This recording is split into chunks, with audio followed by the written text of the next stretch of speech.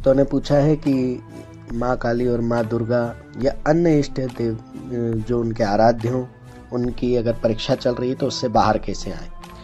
तो आज हम करेंगे इसी विषय पर चर्चा। नमोस्तुते महामाये मातंगी मोड़ेश्वरी सर्व कष्ट हरे देवी भक्ति मुक्ति प्रदायिनी धर्मारण्ये स्थिता देवी हृदयारण्ये संस्थिता रक्ष रक्ष महादेवी मोड़ कुलोद्धारिणी धर्मारण्ये तीर्थस्थाने संस्थिता भवतारिणी दुष्ट कर्णाटकी धाता श्यामला रूप धारिणी मोड़ जनहा वंदिता मातंगी मोड़ कुदे कृपा करो सिद्धि बुद्धि प्रदे देवी अष्टादश भुज धारिणी।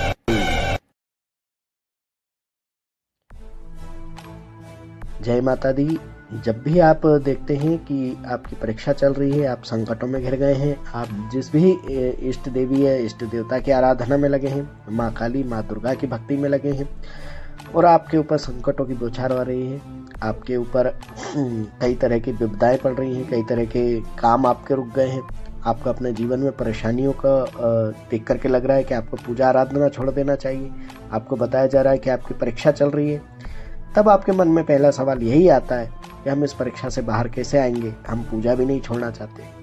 तो पहली चीज़ तो यही होती कि जिसके मन में इतनी परेशानियों के बाद ये भाव होता है कि हम ये पूजा नहीं छोड़ना चाहते हैं, परंतु हम इस समय को पार कर जाना चाहते हैं, क्योंकि इस परीक्षा से आप अकेले नहीं जुड़ते। जब आप अपने परिवार में होते हैं, आप कोई ब्रह्मचारी साधु सन्यासी तो है नहीं जो जंगल में रहते हैं लंगोटा बांध के, तो आपको किसी चीज़ की चिंता ना हो। आपको तो कई समस्याओं का सामना करना पड़ता है। आप अपने दैनिक जीवन में, काम में, आप अपने रोजगार में व्यस्त होते हैं, उसके बाद आकर के आप साधना आराधना करते हैं, दिन भर अपने इष्ट देवी देवताओं का चिंतन करते हैं, आराध्य का चिंतन करते हैं, तब कहीं जा कर के आपको उनकी कृपाएं प्राप्त होती हैं या उस मार्ग पर आप बढ़ पाते हैं। ऐसे ही बैठे बैठे तो आप नहीं बढ़ सकते हैं। तब आपका एक परिवार होता है, आप चाहे विवाहित हो या अविवाहित हो, महिला हो या पुरुष हो, वृद्ध हो, बालक हो या युवा हो, आप किसी भी अवस्था में हो, आपका एक परिवार होता है। आपके ऊपर नीचे आगे पीछे कोई ना कोई आपका रिश्ता नाता जुड़ा होता है। जब आपके द्वारा की गई पूजा पाठ भक्ति आदि में आपकी परीक्षाएं चलती हैं, आपके ऊपर संकट आते हैं, तो उन संकटों का असर आपके परिवार पर भी पड़ता है। ऐसा नहीं है कि अगर आप गरीब हो गए, आपकी कमाई रुक जाएगी तो क्या उसका फर्क घर में नहीं पड़ेगा। आप ये मान के देखिए, आप अगर स्टूडेंट है तो आपकी शिक्षा दीक्षा आदि चीज़ों पे, इन चीज़ों आदि बातों का प्रभाव पड़ सकता है। तभी कहा जाता है कि जब आप भक्ति आराधना को आप एक किसी पथ पर ले जा रहे हैं और आप एक सिद्धि के मार्ग पर चल रहे हैं, आप भक्ताई के मार्ग पर चल रहे हैं, तभी संकट कष्ट सभी के बारे में सोच विचार करके आपको साधना आराधना करना चाहिए। अब अगर आपने शुरू कर ही दी है और आपका ध्येय अपनी सिद्धियों, अपनी शक्तियों, अपने इष्ट की कृपा पर चलना ही है, आपको एक गादी चाहिए और उस गादी की निरंतरता को भी आप बनाए रखना चाहते हैं, आपको गुरु कृपा चाहिए। तो अगर ये सब आपको चाहिए तो आपको एक निश्चय निर्णय करना पड़ेगा कि मुझे इस मार्ग पर चलना है, चाहे कितने ही कष्ट आए। और जब आप इस चीज की ओर चलते हैं तो आपके मन में विचार कभी आएगा ही नहीं कि मेरे ऊपर कोई कष्ट है, और अगर है भी तो देव कृपा से मेरी परीक्षा चल रही है और मुझे इसे पार करना है। जब आप परीक्षा हाल में बैठे होते हैं, आपके सामने प्रश्न पत्र होता है, तब क्या आप ये सोचते हैं कि कोई आए और कह दे कि बेटा पेपर मत दो या परीक्षा मत दो या कोई उत्तर मत लिखो, हम आपको पास कर देंगे, आप घर जा सकते हो? ऐसा होता है क्या? कोई कह भी दे, चलिए मान लीजिए, तो क्या आप उस पर भरोसा करेंगे कि वो ऐसा कर देगा और हम पास हो जाएंगे, हम उत्तर ना लिखे हम चले जाएं? नहीं, आप ऐसा नहीं करेंगे।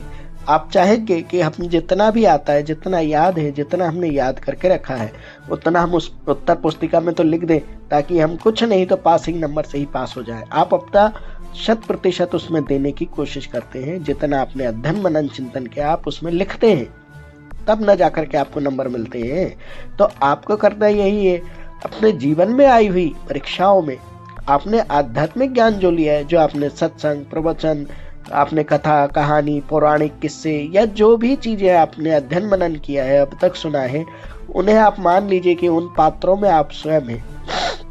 वो सब कथाएं आपके ऊपर ही लिखी गई हैं।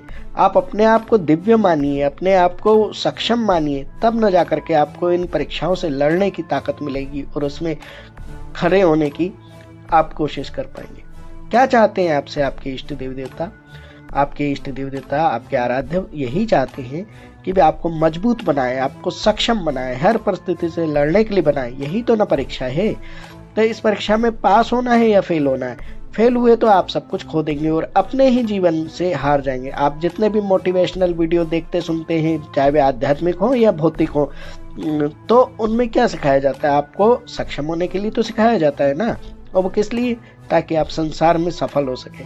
आप आध्यात्मिक उन्नति से तो पीछे आ सकते हैं कि नहीं, मुझे अब मंत्र जाप नहीं करना, मुझे ये नहीं करना, मुझे परीक्षा नहीं देनी, लेकिन उससे होगा क्या? आप वहां से तो पीछे जाएंगे ही, लेकिन आप जो कार्य करते हैं उन सब में भी आप पिछड़ते चले जाएंगे, क्योंकि आपके अंदर किसी भी जद्दोजहद से लड़ने की क्षमता ही नहीं बचेगी। तो हमें क्या करना है? हमें अपने आप से लड़ना है। किस तरीके से लड़ना है? हमें अपने आप को मजबूत करना है, अपने पहले तो आने वाले प्रहारों से बचने के लिए हमें किस प्रकार का। देखो, आध्यात्मिक क्षेत्र में जो हम कवच पाठ आदि करते हैं वो तो हमें बाह्य शक्तियों से, जो जिस प्रकार की हम कहें कि हवाएं हैं या फिर योगिनियां हैं या फिर कई अन्य ऐसी शक्तियां हैं जिनसे हमें बचाती हैं, दुष्प्रभाव से बचाती हैं, जिन्हें कहें नकारात्मक शक्तियों से बचाती हैं, और देवी के क्रोध गणों से हमारी रक्षा करती है। परंतु उसके साथ साथ कवच का अर्थ यहाँ ये भी है कि हम अपने आप के मानसिक रूप से इस तरीके से तैयार करें कि हम हर चीज से लड़ पाएं, सुरक्षित रह पाएं। उसके लिए क्या करना है? देवी शक्ति हमसे चाहती है कि हम साधना सफलता में अपने आप को ब्रह्मचर्य के नियमों में बांध के रखें। उससे क्या होगा? ब्रह्मचर्य नियम क्यों धारण करने का कहा गया? इसलिए न कहा गया कि आप हर किसी के सामने न टूट जाएं, हर किसी के सामने अपने आप को बिखेर न दें, हर कहीं आप लालायित ना हो जाएं, उत्सुक ना हो जाएं, आप अपने मार्ग से न भटक जाएं। इसलिए ब्रह्मचर्य जिसने साधा है या साधने की कोशिश की साधना काल में, उनके अंदर की वृत्तियां धीरे धीरे एक अंकुश का काम करती हैं। यानी कि जैसे कि आप देखते हैं ना कि हाथी को कंट्रोल में करने के लिए महावत के हाथ में एक अंकुश होता है और वो उसको नियंत्रण करता है, हाथी उसका कहना मानता है। उसी प्रकार आपके मन को अंकुश करने के लिए ब्रह्मचर्य आदि के नियमों का पालन बताया जाता है। आपको यह सब करना है। दूसरी चीज ये है कि आपको धर्म कर्म दान तप व्रत। पूजा पाठ का मतलब ये नहीं कि आप गए कंकु चावल रोली डाल दिया, जैसे कि मैं हर वीडियो में बताता हूँ। आप जो भी पाठ करते हैं उसका स्मरण चिंतन आप खाली समय में भी करते रहिए। आप YouTube देखने के शौकीन हैं, जैसे कि देखते ही हैं, तभी आप हमारे चैनल पे भी आते हैं। तो सीधी सी बात यह है कि आप जो भी दिन भर आप मनन चिंतन करिए, चाहे YouTube पे रहे चाहे कहीं रहे, आप अपने इष्ट आराध्य का चिंतन कीजिए। आप अन्य भक्तों की ज्ञानवर्धक बातें सुनिए, अन्य सत्संगों को सुनिए, कहाँ कहाँ हमसे त्रुटि हो रही है उन्हीं चीजों को सुन करके आप आकलन कीजिए और उन चीजों को अपने जीवन में कम से कम करें, ये प्रयास कीजिए। आपके पास सहज सुलभ मार्ग YouTube का आजकल है, भांति भांति के प्रवचन आपको यहाँ मिल जाते हैं, आपसे कुछ चीज छूट नहीं सकती है। आप जितना हो सके अपने आप को व्यवस्थित कीजिए। आप जितना अपने आप को सक्षम जितना जल्दी बना लेंगे, आपकी परीक्षा उतनी ही जल्दी समाप्त हो जाएंगी, क्योंकि परीक्षा आपको सफल बनाने के लिए ही तो है। एक दर्जे से आगे बढ़ाकर दूसरे दर्जे में जाने के लिए ही तो परीक्षा होती है। और वही अगर आपने कर लिया तो परीक्षा ही न रहेगी, अपितु परीक्षा फल उत्तीर्ण का परिणाम आपके हाथ में होगा। और एक जैसे कि पास होने के बाद बच्चे खुश हो जाते हैं, आप अभी अगर स्टूडेंट हैं तो आपको अच्छी तरीके से पता है कि हम पास हो जाते हैं तो हमारे मन में कितना उत्साह और खुशी और प्रसन्नता होती है, और हम आगे बस यही क्रम इसमें होता है। इसमें कोई घबराने वाली बात नहीं है, बस एक निश्चित ध्येय होना चाहिए। अगर हम किसी लोभ लालच में आकर भक्ताई में जुड़ रहे हैं, तब तो वो चीजें हमको अगर सफल होती नहीं दिखती तो हम भाग जाते हैं।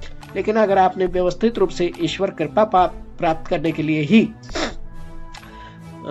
आपने अगर एक उद्देश्य को निश्चित मान करके ईश्वर कृपा प्राप्त करने के लिए ही अगर इस क्षेत्र की ओर आए हैं, तब तो आप निश्चित ही उन परीक्षाओं से पार करने के प्रयास करेंगे। और मुझे उम्मीद है कि आपको यह सुन करके, ये समझ करके इन परीक्षाओं से पार उतरने का एक रास्ता मिल गया होगा, और अपनी कुछ गलतियां या त्रुटियां या आप क्या कर रहे हैं या आपको क्या करना चाहिए, इसका मार्गदर्शन अवश्य प्राप्त हुआ होगा। जय बुणेश्वरी, बोल बम।